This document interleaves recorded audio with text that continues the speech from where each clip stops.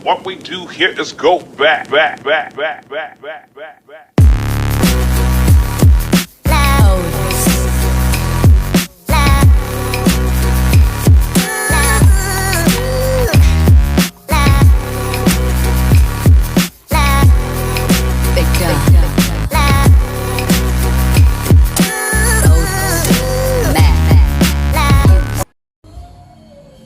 Isang kilong tulingan, tatlong piraso. Bawang, kalamyas na tuyo, at taba ng baboy or balat. Ngayon, ating pipiratin na itong 3 pirasong tulingan na gagawin nating sinaing na tulingan.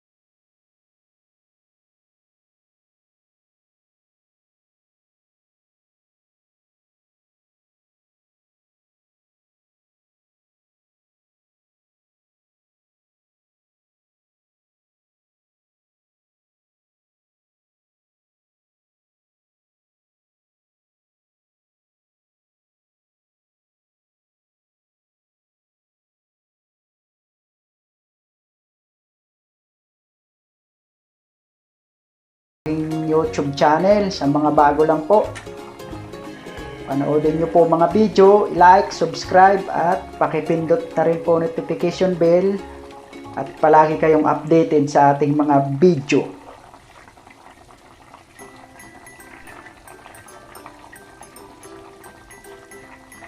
Hihintay na lang ay maluto.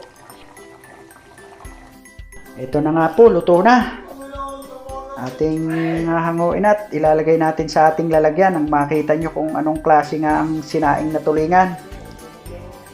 Ito, ilalagay na natin. Ayan, kita nyo naman sa sobrang lambot, nangalas na ang ulo at ang buntot. Ang ganda ng pagkakasaing, sariwang sariwa, maputi ang laman ng tulingan. Manamis na siya na maasim-asim. Ang sarap ng patis nito. Agay nito ay may gulay na bulanglang or anong klaseng gulay. Basta may gulay kapartner nito, mga kabibi. Eto na nga, ayan na, ang ating sinaing na tulingan. Yan, kita nyo. Napakaganda ng tulingan. Sariwang-sariwa nung ating nabili. Nakakaganda ng pagkakaluto. Kita nyo naman.